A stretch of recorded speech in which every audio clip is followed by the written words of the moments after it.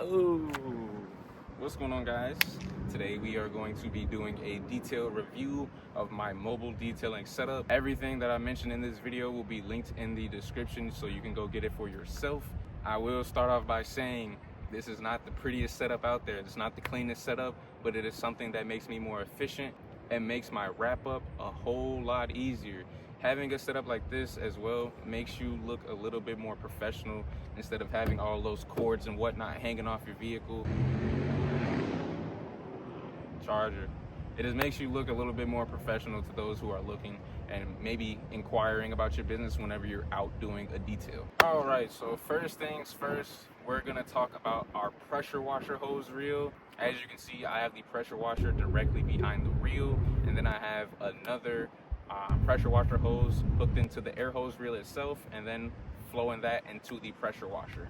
I originally had a shorter hose for this, but the threads didn't match up and I didn't feel like going to Home Depot for the third time that day, so I just ended up using the pressure washer hose that I already had on deck. Once I do find the correct thread size for both the hose reel and the pressure washer, I'll go ahead and swap that out so that I can declutter everything that's in the back. Everything that's in the back is pretty much just storage, and of course I want to have as much space as possible, so decluttering that will open up a little bit more space for me. But as you can see, all I have to do is pull it out however much I need. All I have to do is just pull it out to however length, however much I need, and then whenever I'm done, we just pull it right back. Very efficient, very easy, and this simplifies you having to wrap up a pressure washer hose and all of that good stuff. But one thing that I did want to mention, of course, I did swap out the hose that this originally came with. I got these from Harbor Freight. Both of these reels came from Harbor Freight, and they came with this red hose right there. This is the air hose reel. I wanted to swap this with a pressure washer hose. This is the UbiFlex 50-foot no kink pressure washer hose, and I got this from Amazon. Of course, I will link that in the description for you if you want to go buy one. And basically, with the no kink hose, whenever I'm going around a vehicle, it's not going to kink up. It's not going to give me any problems. Makes it very simple, makes it very easy. I would definitely recommend you, even if it's not the UbiFlex, definitely get a no kink pressure washer hose. And of course, moving along, we're gonna now talk about our air hose reel. Our air hose reel, again, is from Harbor Freight, same as the pressure washer reel. You can see the air compressor is directly behind the reel, which is connected by an air hose directly into the air compressor, flowing all the way to the air hose reel.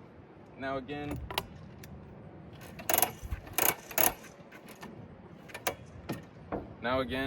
this just makes your job a little bit more easier, makes you look a little bit more professional, keeps you efficient. Whenever you're done using the air hose reel, all you have to do is just retract it back to its original state and you'll be good to go. So again, once I do find the correct threads for these air hose reels, all of the long cords that's in the back, it'll be decluttered and will be removed, and it'll be a much cleaner and much simpler look to the setup.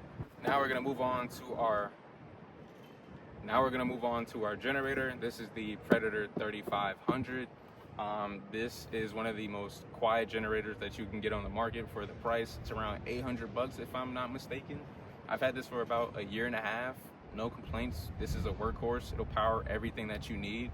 I power my vacuum, my pressure washer, my air compressor all at the same time, and I don't get any problems with the breakers tripping or anything like that. I would definitely recommend this to mobile detailers. This is something that you for sure need. And of course, if you call yourself a professional, you need a generator, this is the one to get. Now, of course, for my water tank setup, I have a gravity fed hose, which of course is gravity fed, so it comes directly from the tank, no pump involved in that. I really just use that to fill up my buckets. And then as you can see, I also have a transfer pump that's connected to my pressure washer hose, and that's flowing directly to my pressure washer. I do not like to gravity feed to my pressure washer because this can damage the internal pump of the pressure washer, because it's having to draw that water and build the pressure all at the same time. So that can create strain on the pump and ultimately cause failure in the future sooner rather than later. so I do use a pump. I would rather that go out than my pressure washer. You can pick the pump up from Harbor Freight, and I use the 1800 PSI Ryobi pressure washer. You can pick that up from Home Depot for about 120, 130 bucks. Or actually it might be 100 bucks. You'll see it on the screen, but yeah, it's pretty cheap. And it's a very good pressure washer for the price. I've had this for about 2 years now, haven't had any problems. I had a 1900 PSI Ryobi pressure washer before this, and I definitely like this one a little bit more. For my air compressor, I use the Fortress 6-gallon ultra quiet air compressor. This thing is so quiet, sometimes you won't even notice that it's on. Very, very quiet. Very quiet compared to the 6-gallon pancake compressor that I have from Fortress as well. You can tell it's a night and day difference. I can have the same conversation that I'm having with you right now, I can have with you while that thing is on. Very good. 150 PSI, 1.3 horsepower, very solid air compressor. I would recommend to you. You can also pick that up from Harbor Freight. For my shop vac, I'm an OG. I use the Rigid 4-gallon, 5 horsepower shop vac. Definitely, I would say this is the perfect shop vac for mobile detailers. It's very compact, very good with suction, very good with picking up all that dirt and debris. This is something that I feel like every detailer should have. You should have the rigid 4-gallon shop vac. In my opinion, is probably the best shop vac on the market. I've had the Ego 8-gallon shop vac, which was all electric. I could remote click it on and off. And all these, it had all these features, and that was $450. This is about $100, and you're getting every single cent that you paid for out of this vacuum. I would 100% recommend this one out of any other vacuum on the market. Now let's get into more of the miscellaneous things that I have in my setup. I have my bottle holders, of course, just to minimize that bag space that I would have if I had a bag carrying all of my equipment. I have these on the side for easy access. Whenever I'm done with them, I can just simply plop those back in there. I have a rack over here, and then I have a couple hangers on this side. I, of course, have my blower. This is what I use to blow off the car whenever I'm done with an exterior detail and I want to dry it off. This makes the process much faster, much smoother, and you don't have to spend like 10-15 minutes drying a car. It'll literally take you about 5 minutes to fully blow off and dry the car. Then we have our miscellaneous bag, a small little tote bag with some of the miscellaneous things that I use, like glass cleaner, protector wax, those cotton swabs to get in between those tiny crevices, things of that nature. I have in that bag. Of course, I have my wash bucket with my tire shine, my brushes, my wheel cleaner, my shampoo, or not my shampoo, with my soap, my foam cannons. I have 2 foam cannons, one for my soap and one for my wax. I have 2 separate hoses. I have a 25-foot hose and I also have a 50-foot hose. I use either one of these when I'm filling up my water tank, or if I'm at a client's house that has water access available, I'll use those hoses to connect just so that I can save on water. Do not be afraid to ask clients to use their water. They aren't going to care 9 times out of 10. Just ask. You know, I do it and I have a water tank and they don't care. I have my microfibers put in a laundry bag all the way in the back. That's like my storage area. Again, I have my light bar for whenever I'm in a garage and I need more lighting. I use my light bar. And then of course my 35-gallon water tank. You can get a 35-gallon water tank from like a farmer store. I got it from a farmer's market or something. I think it was called like Blaine's Farmers Market or Farmers something. I'll put it up on the screen now, but I got it from there for about 70 something bucks. Not bad at all. I didn't get anything bigger than that because I do want to go for a low profile setup. I don't want to have my truck bed exposed whenever I'm driving or anything like that, just because I don't want anyone to see what I have in the back of my truck. And then of course, like I said, with the clutter that's in the back corner, I have my air hose and my pressure washer hose that are connected to my air hose reels. Those are sitting in the back just because, again, I don't have a short enough cable or short enough hose to connect to my pressure washer or my air compressor. So as of right now, those are just chilling in the back.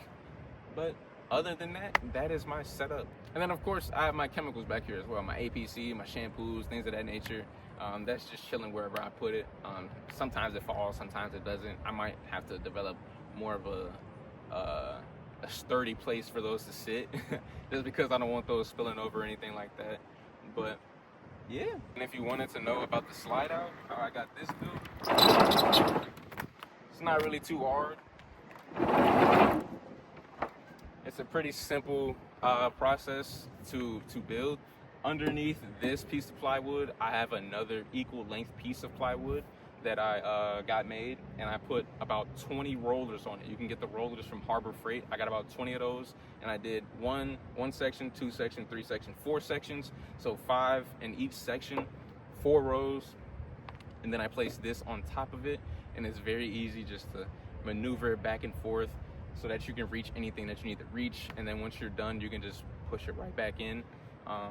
I got this made at Home Depot. I got the handle from Home Depot. You can go in their doorknob section and get you a nice handle. Screwed this down. That's all it is.